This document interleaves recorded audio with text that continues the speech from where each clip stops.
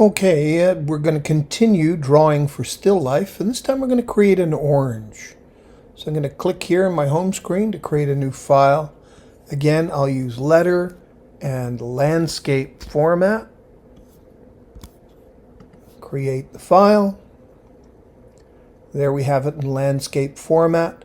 Again, just going to reset my workspace to reset it to Essentials Classic. I'm just going to click here to get a 2-column toolbox, and I'm going to open up my color panel, tear it off, collapse the others. I'm also going to use the appearance panel. I'm going to tear that off, collapse the others. Layer panel is also going to be useful. Again, I'll tear that off and collapse the others. Typically, I would suggest doing a background, like a resting surface, and a wall area. So select the rectangle tool, drag down, give a fill color for that. Probably not good having an orange wall if we're going to draw an orange. So we'll use a complementary color and no stroke for that. And now for the second rectangle, I'll just start drawing from here down to the bottom, and we'll give that a different color. Drawing an orange, essentially very much like the apple, we start with an ellipse. I probably should have started with a default color of orange. Just going to scale that up a little bit. Now we know no oranges are a perfect circle, so you can expect that we might distort this a little bit later. We could even do a little bit of that right now if we wanted. Create a slight distortion and then rotate the file. And try and determine what an appropriate resting position would be. Account for the effect of gravity. Where would that orange come to a stable kind of static rest? So here I've got my orange. I'm going to use my mesh tool to add color. Remember, the mesh tool sections off the object into quadrants, and the intersection point is immediately highlighted, allowing you to apply color to that point. And typically when you're using the mesh tool, the tools you're going to use a lot will be probably the eyedropper tool and the direct selection tool. That's the white arrow there. I've got my colors. You can see I can just start layering in subtleties in that coloring. I'm just going to Command Z for a second, all the way back. I'm going to make a copy of this. Command C, Command V, and this copy that I just created in my layers panel, I'm just going to temporarily hide it. I'm going to use that copy that I had a little bit later on as a mask. So I just drop this in. Remember, make a strong decision in terms of where your lighting scheme is happening. I'm going to be consistent, top right, and so I'm going to click here, maybe choose a much warmer color, click here, go to more of an orange, perhaps down here we're into a darker orange. I don't want it moving too much towards brown. There's a lucky accident, a little bit of green in the orange. Typically you'll see that as well. And if I want to make that part of my color scheme, I just click down there as well. And here's where switching to the eyedropper tool can be helpful. Letter I will activate the eyedropper tool, and then I'm going to select the direct selection tool so that we can then, when I click down the I get the eyedropper, and when I hold down the Command key, it toggles to that direct selection tool. So this allows me, if I hold down the Command key, I can select a point, and then I can select some of that color and just push it around. Command, select some of that color. We get these very subtle gradations of green. I'm just pushing that around, and then again back to my mesh tool, drop something in here, make it a darker orange. This is a moment at which using the sliders might be useful. So I'll just expand the menu till I see the sliders for cyan, magenta, yellow, and black. And I can just start dropping more red in there. My choosing it off of the spectrum here was pushing it more towards a brown. So sometimes the sliders can give you a higher degree of accuracy. Command key toggles to the direct selection tool. I select it. The I key rather gives me access to my sampling tool. Command key just allows me to distribute that color.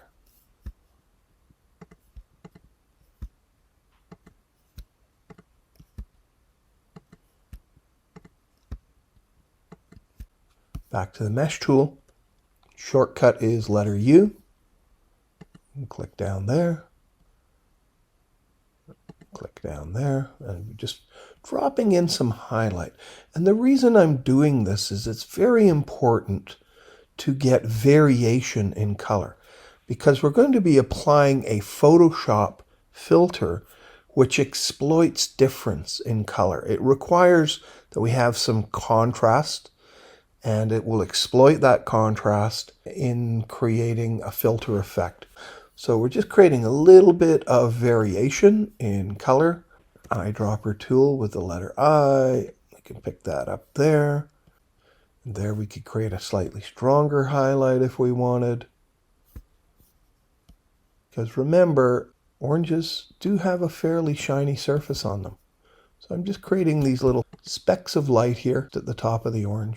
The other thing I want to account for in the orange is the dimple. I'm going to do that here. I'm going to create a box around that. So I'm going to fence in that point that I just created. So let's just zoom in so we have a better look at it. I'm just going to use our mesh tool. It's going to create a little box around this. So I'm clicking on a vertical and it puts in a horizontal. I click on a horizontal, it puts in a vertical. I'm going to double this line up because I want the color of the little dimple, the part where the stem attaches to the orange, I want it to end very abruptly. I don't want the color gradually spilling out. And the problem is that if I put a point in here and I use a dark color on that, it spreads out very slowly, and I don't want that. I want it to be more abrupt than that. I use this double wall. You'll see why that's the case later. I'll choose my dark color. I can then start to bend aspects of this. If I start to bend these things, I can start to make that puckering look. And the closer the lines get to one another, the sharper the transition from one color to the next. I can pull this up here like that. I can also pull this out here like so. I'm just going to adjust the curvature of these things. And you notice that the dimples in the orange are kind of star-shaped if you took a look at them. Make sure I don't get my mesh too tangled up. Try to keep it open, and then I can make adjustments to the curvature. And so we start to build. If I want the direction lines to rotate independently, I've got to use the anchor point tool. And I can then make these points behave in an independent manner, just like this.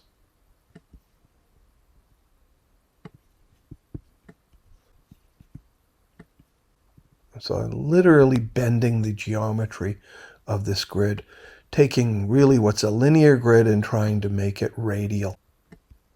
Command key, we can toggle to the selection tool. Just going to pull that up there so that it stretches out a little bit.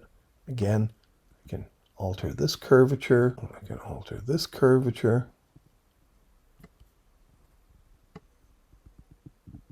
And I'm just puckering this in just to get that sort of diamond shape that you would typically see in an orange at the top. Because remember, an orange is sectioned. So that sectioning not only happens inside, it's also happening in the exterior towards the top and the bottom. Anchor point tool to make alterations here. Command key to get selection tool. I'll just move this out a bit. Move that out a bit. And likewise. And then I can stretch this a little bit further. Pinch that in. And we can do the same thing here again. And there we have that transition. Now I suppose I could even go so far as to put another line in here so that I could create an even starker transition. Notice it's conforming to the geometry that we've already established. We could make more lines in here.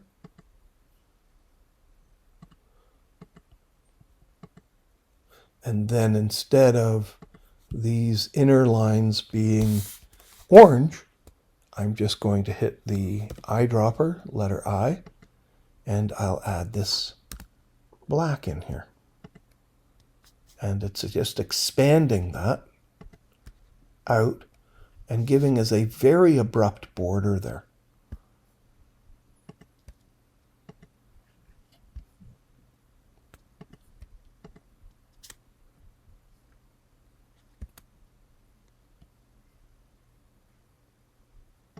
And I think that's going to do it. And now if I zoom out, Command 0, and you can see that region of the orange where the stem would actually be. Looks like I could use a little bit more coloration there. I for the eyedropper tool. There we go. We could possibly add a little bit of texture using brushes, but I'm going to do that using a Photoshop effect. So for now, I want to use the blob brush just to paint in our shadow. I'll choose a dark color for that shadow. I should probably just lock that background layer down in my layers panel. And now I'm ready to paint over top of that orange with a dark color. Be consistent with the lighting direction. And I'll start in here. Come all the way in here.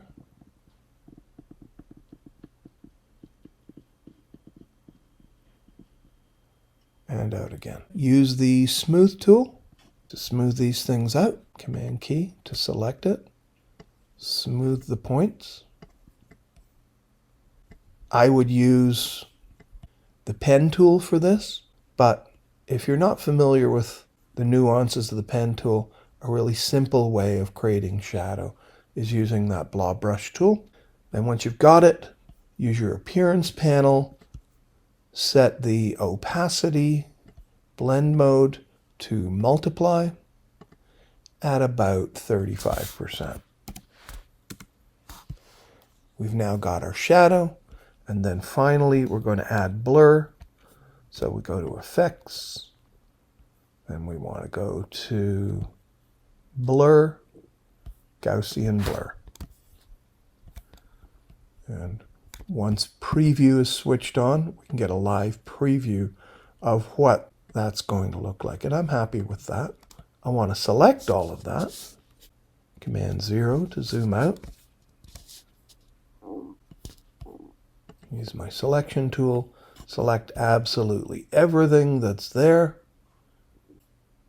Now I want to go to Effect, Effect Gallery, and inside that Effect Gallery, I want to go to Glass.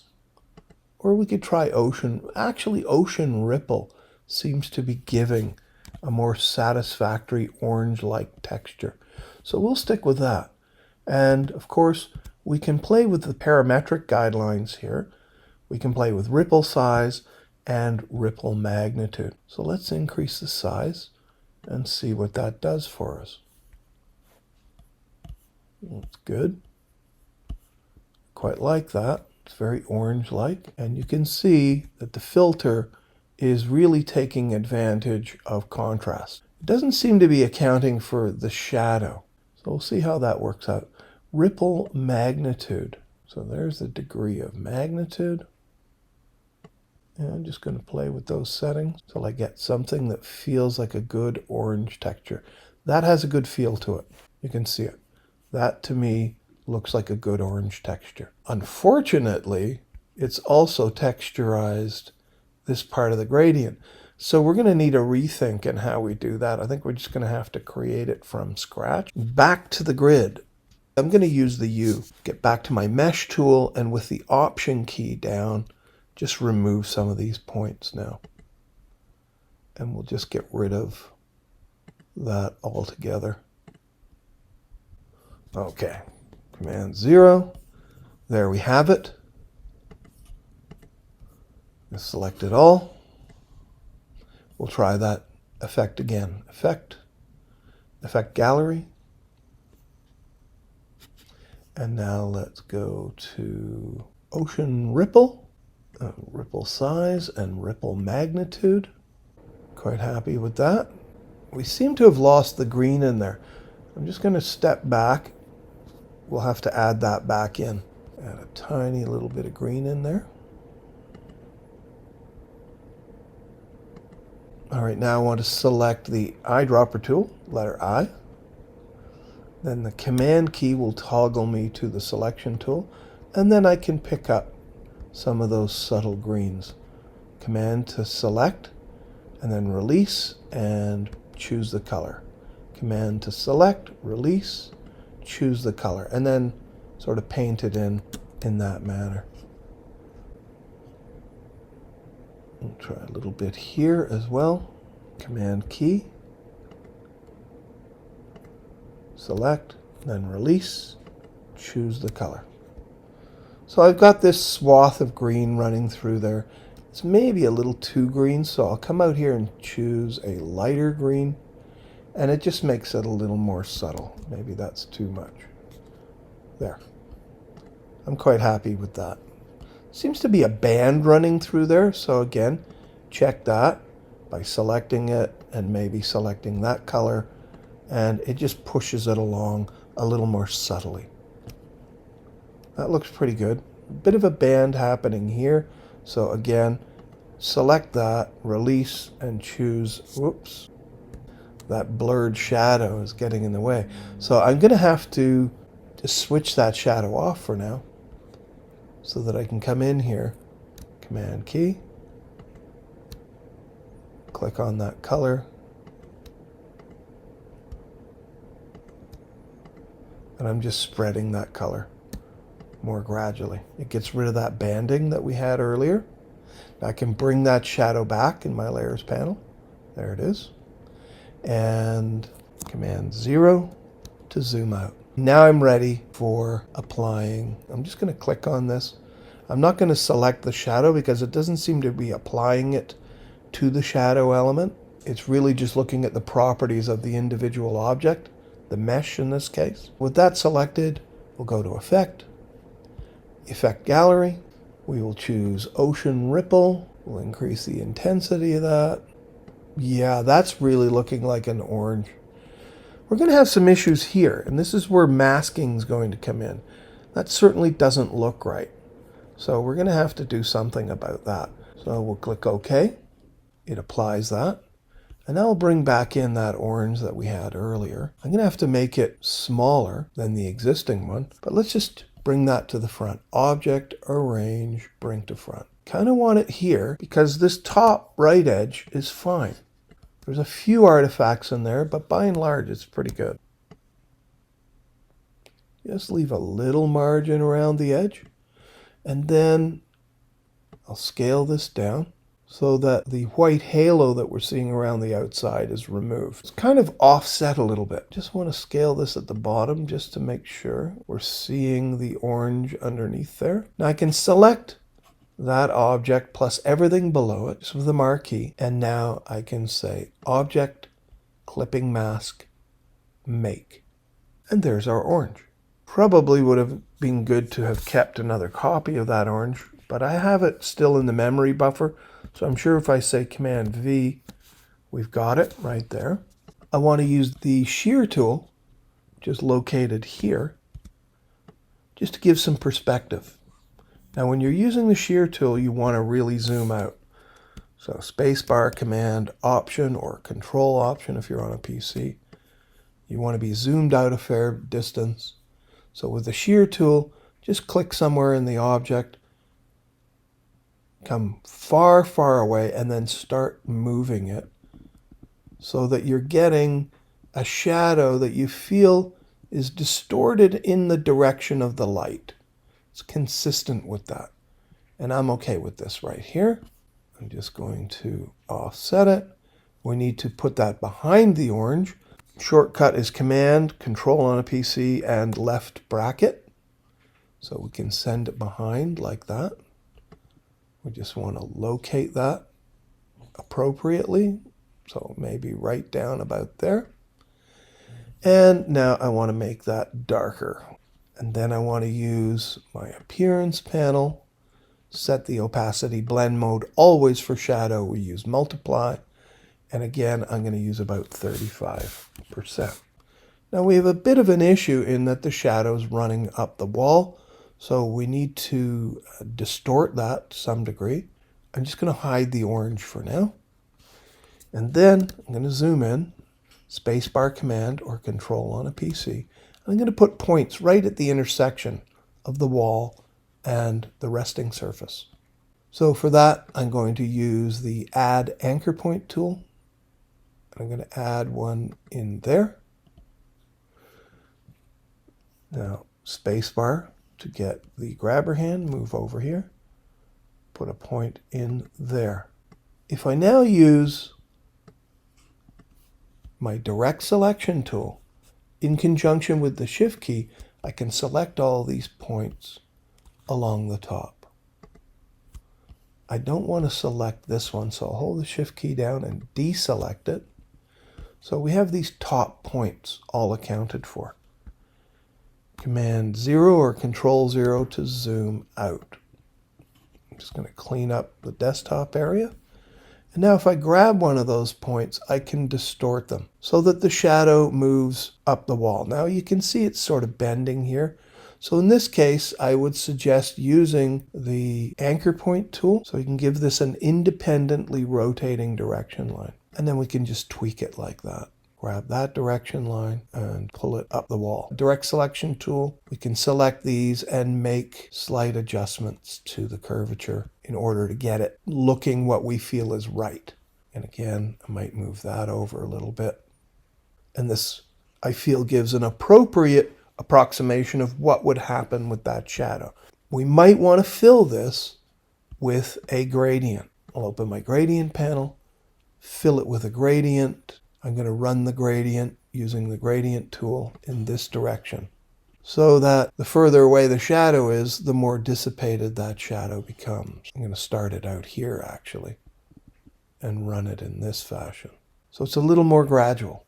Darker in here underneath, a little more dissipated out here. You could, depending on what you're trying to imply about the properties of this back wall, if it's a rough surface, I would suggest doing the shadow in two pieces. That this top part have more of a blur on it because the shadow would be more diffuse if this surface texture was rougher. If this was shinier, the shadow edge would be much sharper, in which case you'd have to make the shadow in two parts. Bring back my fruit from the layers panel and we'll just bring the orange back. Click down to deselect, Command 0 to zoom out, and there you have it. Still a little bit of an artifact up here. What I need to do is just lock down that fruit, and then I can select just the mask, just tighten it up a little bit. And there you have it. You have a full-on orange, highlight, shadow. The final portion to complete the orange requires me to create the section at the top where the stem would apply to the orange. And for that, I'm going to use one of my basic shapes, the star. And I'm just going to click down there. And I've done a bit of experimenting, and I found if you put a radius of 1 millimeter and a second radius of 5 for a 6-pointed star, you know, at least for the size that I have here, then you're going to get something that looks good, kind of like that. Now, the perspective might not be perfect, and so again, you can use your shear tool, and I'll just zoom in there a little bit. Click on the star, and I can distort it so that its perspective matches that of the orange. And I kind of like that. I think that works. The next thing I want to do is make sure all the layers except for the star are locked. And I'm going to use my direct selection tool just to select the inner portion or radius of that star. I'm just going to select here, and you'll notice these little circles appear. Those allow me to generate curvature on the interior. And if I drag that, you'll notice that they're all having curvature added to them. Just a nice little shortcut. You can make minor adjustments. You know, right now it's too symmetrical, so I can just pull on this, pull that down, and narrow the gap here, widen it a little bit back here, stretch that out. I'm going to stretch that out as well. And again, we'll just zoom out a little tiny bit. And I just want to catch the curvature of the orange if I can. It might require me to use the selection tool to get the bounding box and then slightly rotate just by going near the corner of the bounding box. Sort of like that. Just move it more into position, a little bit more of a rotation. There.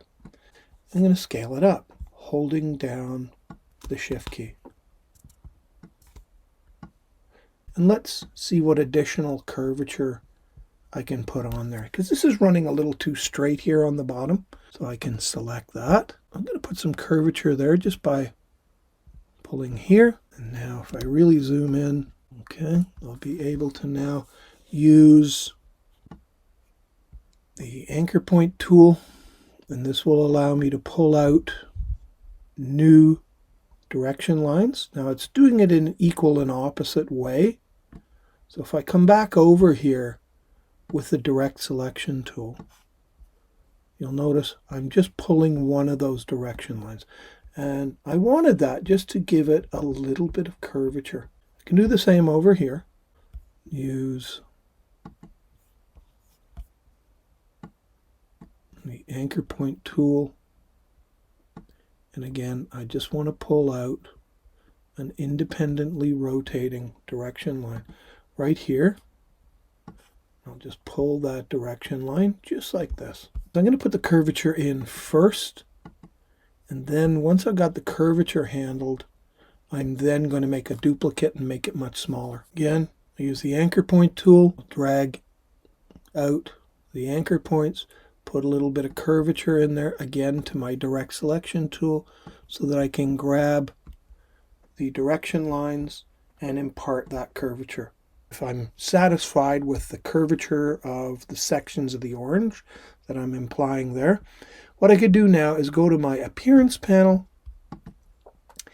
and I'm going to choose an opacity, blend mode. Overlay is probably the one we want. Yes, overlay will do it. Onto that, I'm going to put on an effect, Gaussian blur, and just drop that blur amount down just so it's subtle.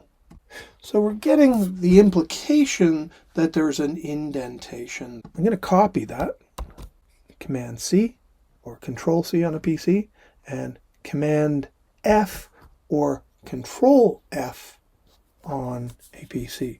Now you see the copy is right on top, so it's intensifying the effect because it's doubled. But now I'm going to make this one smaller. Just going to kind of scale it down. It is a linear scaling. It's not a relative scaling that's going on here. So I may have to adjust the position of some things. But now I want to try something else. Maybe a different blend mode. So we'll try multiply, perhaps at a slightly lower percentage, like that. And let me just back up from there with very little adjustment required. So again, direct selection tool. I should probably lock this down. Command or Control 2, and it's now locked down.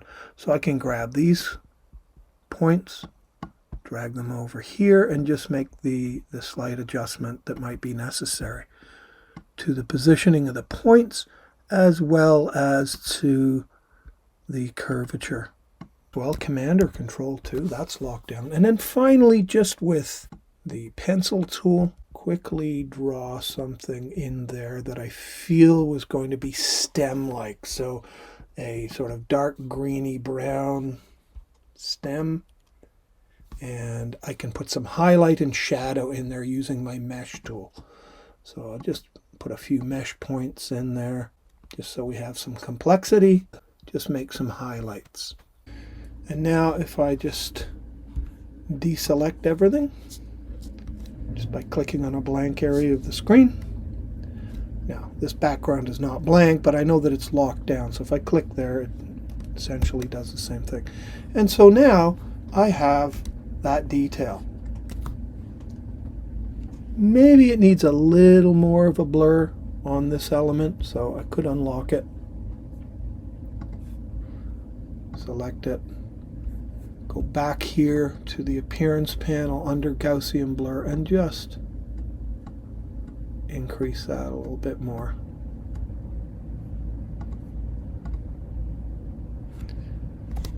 And there we have it. I'm quite happy with that as my orange.